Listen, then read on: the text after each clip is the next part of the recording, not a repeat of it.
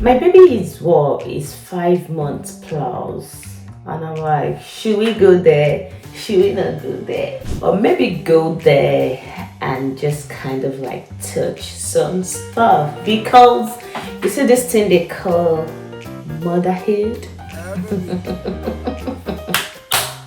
Anyway, guys, I'm gonna be meeting with a friend of mine, a colleague.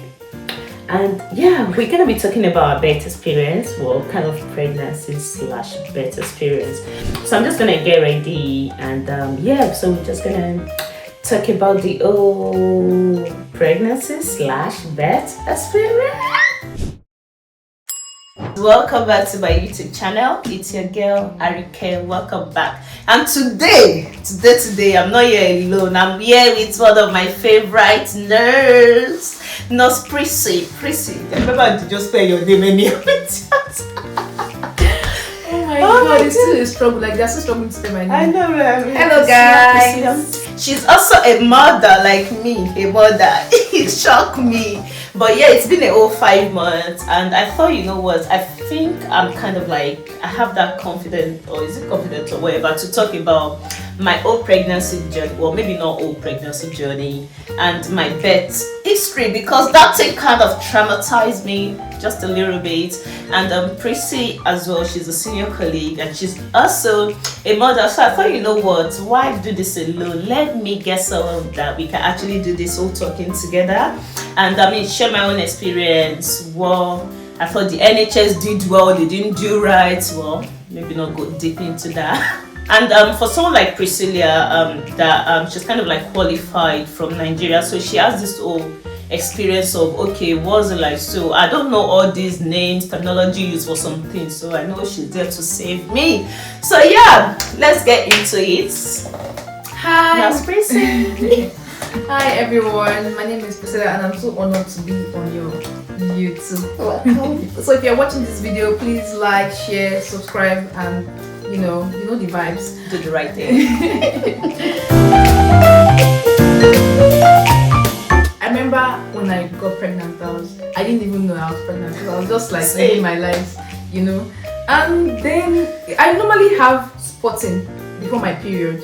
So it was like 2 to 3 days. I normally have it like 2 to 3 days before my period. So I thought like it was a normal spot, and I didn't even know I was even pregnant. I was like, oh, my period is coming very soon. And then I found that I was pregnant, and I was like, oh, okay, wow. And then we started the pregnancy journey. There were some things I couldn't, you know how this first trimester. Yeah, the smell. Oh. So the whole first trimester was a journey. And then it gets better in second trimester, where you like tend to like get your hormones back balancing, and baby is growing, and then you start off like getting yourself at that point. And then the real work comes, bam. Guess what? No, I was childbirth. Third trimester. Oh, yeah. You try to sleep left and right. The positioning is, oh my god. Then when you're eating, your food is coming out. It's like the food is there. It was a beautiful experience. I would not say it wasn't bad, but then now that brings us now to the childbirth. So at 39 weeks, I noticed that I started having swelling in the leg, and I was like, what's going on? So we went to the GP, and GP now referred us back to my midwife and all that. And then my midwife was like, oh, you're having preeclampsia. So preeclampsia is... Are you playing? At 39 weeks? Yes. What type of plane is this? 39 weeks. Oh, wow. So the protein level in my urine was high. At the open, I was like, induction again. And they're preaching CS to me. I was like, I don't want to do CS first.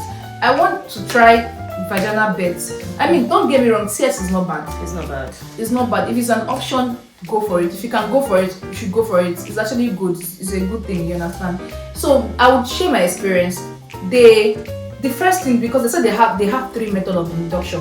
I was like, which one is 3 methods of induction? I've never seen it before. I don't know what this thing is. They said yes, that they will first give me a pill. Whether it's a pill or something. Yeah. They give like medication. Or something. Yes, this medication. They first gave me that one, and it wasn't. I was just contrasting. It wasn't doing anything. It didn't work. I was feeling the pains in my tummy. And then I think the next day she was like, oh, the pills did not work, and then she was going to do the balloon. Do the balloon where they will put something through your vagina. Sorry that I'm saying this word. That's what medical terms. Medical sense. So through the vagina, she's going to pass the balloon and then blow it. It's going to make my tummy, my cervix open, and so that baby will be able to come out. They did that thing for me. I was on fire. That thing is very painful. It's very, very painful. I cried all through the night, and then they're like, they came the second day. They were like, because they have to leave it for like I think 72 hours or something. Wow. Yes. So they came the second day. They were asking me what's the progress. I said I'm contracting that. I feel so much pain. They said they will give me pain relief that I should just manage. I don't want pain relief. I said yes, they gave me, and I was there. I was just crying. These people abandoned me for 2 good days. You still talking about abandon? I pressed the bell. I was like, I'm in pains. Come and help me. I don't know what you guys gave me. Whatever you guys did to me, I'm in pains. Please, can you help me? Nobody answered me for. I was just there. They left me for 2 days. If I press bell, nobody, they will not even pay attention to what I'm saying or anything. Do you understand? Yeah. So I don't know. I started going round and like perambulating because I was in pains. And then I think in the morning I started feeling like drip of water coming out. I was like, hey, the dirty bit of my water has lost.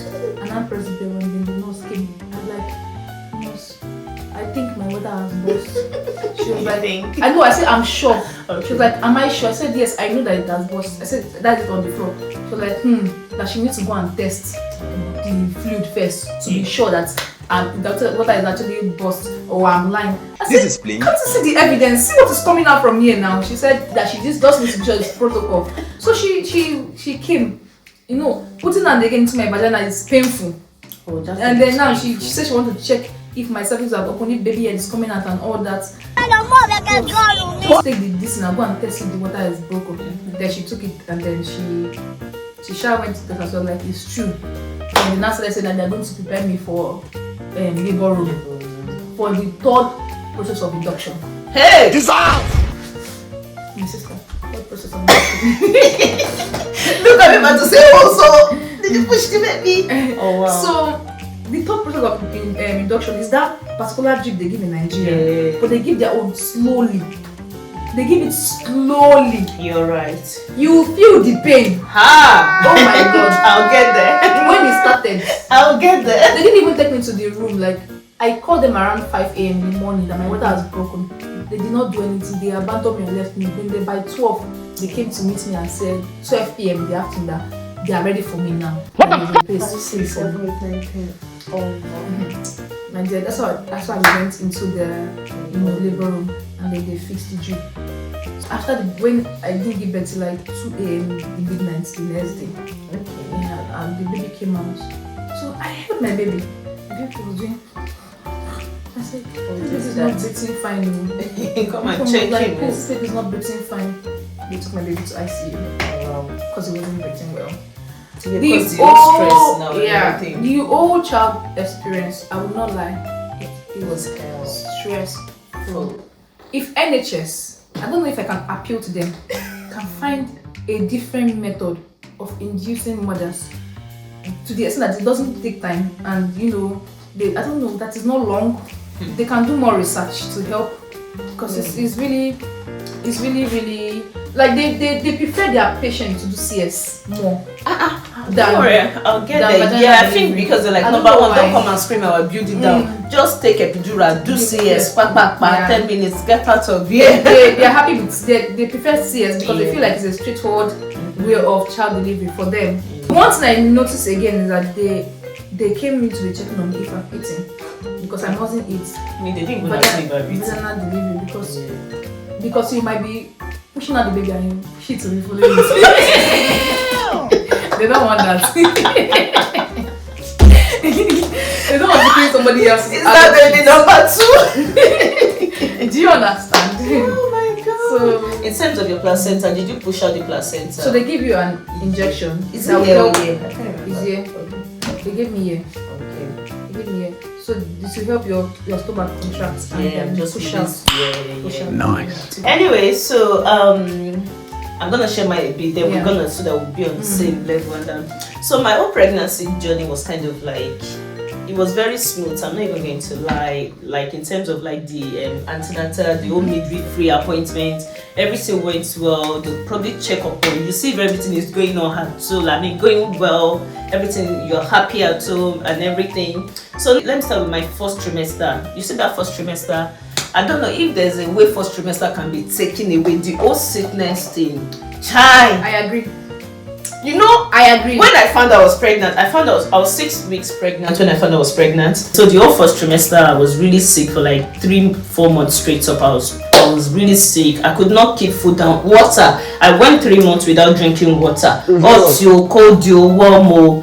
Then I'll start eating something. Oh, I abused noodles. Then it got to a stage, I started throwing up again, orange juice. Like, what did I not eat? The moment it's going there, it's coming back. So fast forward to 39 weeks. So I went for my appointment, and so this is now my midwife trying to prepare me for childbirth.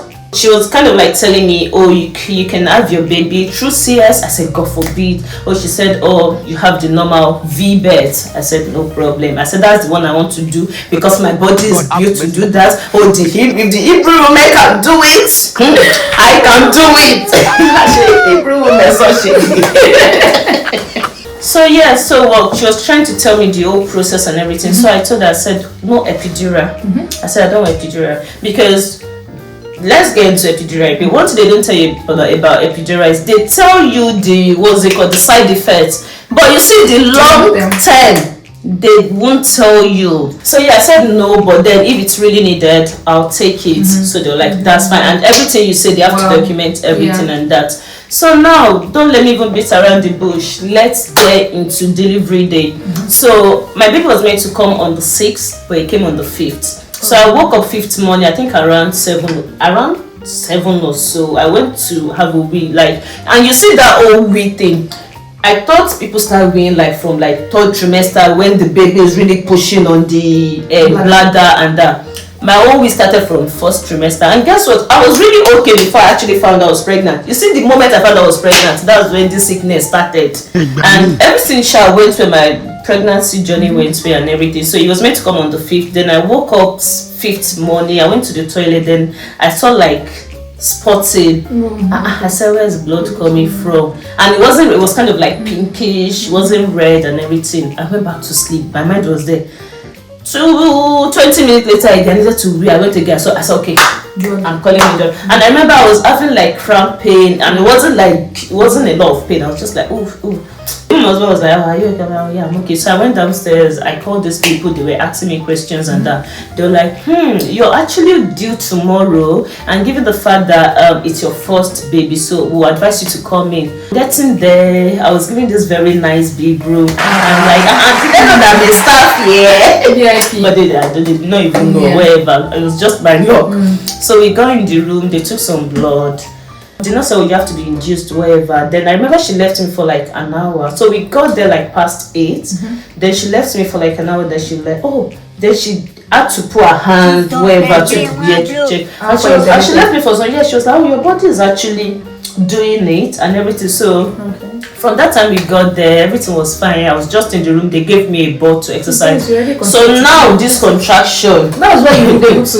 No, that's what I was trying to. You see, at some point she told me I was 3 kilometers and 3 centimeters dilated. I thought I've seen it. So I didn't know pain. My pain was there doing push-up. This centimeter is small. I thought I've seen it. So I was at this point, I was just going everywhere. I was like, oh. Then she gave me the ball. She was like, oh, just start doing this and that. Is he helping? I said, yes. I said, no, he's not helping. He's not helping. So from that time, then when it goes like 3 o'clock, she was like, you have to be induced. I was like, okay, no problem. Tell me why I did not know induced is that they have to put a drip through your hand or whatever. So I started, they did put it, and it's kind of like numbered. So you go from like 4 to 6, 6 to 10, 10 to 12 or 16 and everything. She started from 2, then she went to 4, then maybe 6. it got to a point, all I could remember, she said, I have to move it to 16. The way I screamed, I was begging her. I said, please, I said, don't worry, you can do it. It's because you are thinking. I said, I'm not thinking it. The moment they move that thing, you said, where's the pain? I said, yeah, my back. You see this lower back, that's spinal. Yeah. It was like I was having spinal surgery, live, without nothing, no local, nothing. I felt it. And I think mine was actually increased up to 20. Hey, because tell me why I went from 3 centimeters to 7. In the space of how many minutes? In the space of how many? It was actually hours, dude. Okay. And she was like, oh, you're doing well. I'm like, I'm going through all this way, you're telling me I'm doing well. I'm not doing well, you just get, at this point, I was like, you know what? And this time, I think around 6 o'clock, I can't, to be honest, I don't know what time I started pushing when I went into labor, because at this point, I was a complete nuisance. Okay. I remember the lady was coming to put her hand inside me again. I kicked her. If I don't remember anything, they were like, oh, no, calm down. Who are you speaking English? Who are you speaking English to? Calm where? If now you feel calm. No, and I was completely nuisance. I even pulled out the drip. I did not know it was so unbearable. And I was crying for epidural. You see that epidural that I said you don't want? You wanted this. I was begging them. That's now it. But guess what? This nurse, remember I said she was newly qualified. She was still offering me painkillers. She was like, oh, you can have epidural, you can have Petidine. So I have my husband and my mother-in-law there with me. And I think sometimes it's really good when you carry your partner or whoever your birth partner is, carry them along, because it will get to a stage, every single thing you said you did not want, you'll be begging for it. Yes. So shall I cut the story short? The baby came naturally, no epidural, no Petidine, no Petidine. But then it wasn't an easy one. See, the people you take with you to that labor room are very, very important. The discussion you have with them before you enter that room, because on that day you will make the wrongest of the wrongest decision for yourself. But if those people are there to kind of like, no, don't worry, you can do it. I said, the way I was screaming for epidural, I said, epidural. My husband was just like, come on, you can do it. My guy was hyping me. And so the kind of people you take, see, if you think your husband does not have the mind for it, it's fine. It's good for your husband to be in the room or let them see what you actually went through or whatever. It's very important. But then you're allowed 2 people. So I'll say, get somebody else that will just go, give me, push, you can do it, and something like that. So luckily for me, my mother-in-law, she's a midwife, and she was there, so she was just there. They were really pushing me, you can do it, you can do it, you can do it. Thank God, by the time I asked for epidural, it was too late. Petidine, they said it's gonna make me sleep. Me, I'm so scared of theater. I don't know why. Maybe because I work in theaters, I don't know. But you see anything CS, I do not like it. Even while I was screaming, every time all these doctors come in, they'll be like, sir, I say, God forbid. Before they even say the word, I say, God forbid, God forbid. See, CS is not a bad thing. It's all about your body and your determination. Me, I was very, very determined. But if it was really needed, trust me, where's the theater? Let me go and lie down. Baby was still doing okay, so they just... Baby was doing maybe he's such a good boy. Baby was doing fine, so I think it was just a matter of, let me do it, which I did. And something else will be, know your stuff. Don't just know, I'm pregnant, I'm going to give birth. No, you're researching, because these people are not going to full details with you. Read about the epidural, read about everything your midwife says on your appointment. Read about. As you're reading epidural, check what long terms. Check, will epidural affect me? Will I be paralyzed if I take epidural? Will I be this? Will I be that? I feel like this girl that came out and started talking about the epidural that had 2 kids. I saw it. And said sometimes she'll be paralyzed and she can't walk. That's the thing. Sometimes I know someone that shared the story with me. She was like, oh, sometimes she just feel like, she can't move, especially in the morning when she wake up. She was like, from here, from like her waist down there for like few minutes, that she now have to start shaking her body or whatever. But her childbirth, no babies. It isn't beans at all. It isn't beans. Anyway, guys, let's keep this video longer than this. I can tell it's long enough, but it's actually very interesting. See, the fact that I share this, I can tell you that I've actually missed a lot of information that I didn't put out there. So just do your own research, know everything for your own self. Don't say, oh, because you've watched someone's video, this person said this person said that, that's what you're going to stick to. No, her body are different. She had epidural, I didn't take epidural. She was in labor for over 5 days. I went there, I had my baby the same day, next day I was out. So it's actually different. That doesn't mean, oh, I'm strong. No, I'm not strong, girl. But anyway, guys, thank you so much for listening to our TED Talk. And there's actually more to come, because let's share this day. There's nothing there to hide. Childbirth is painful as hell. You're gonna open your yash like this for the whole world to see. So what's not there to hide? CSO, natural birth, so babies are here, and that's the most important thing. So thank you so much, Priscilla. Thank you so much, guys, for watching. Please don't forget to like, don't forget to share, don't forget to subscribe, and don't forget to comment. And if you have any question, please ask me in that comment section. If I can't answer you, I'll ask somebody else to tell me the answer. I'll come and answer you. So that's gonna be it, guys. Thank you.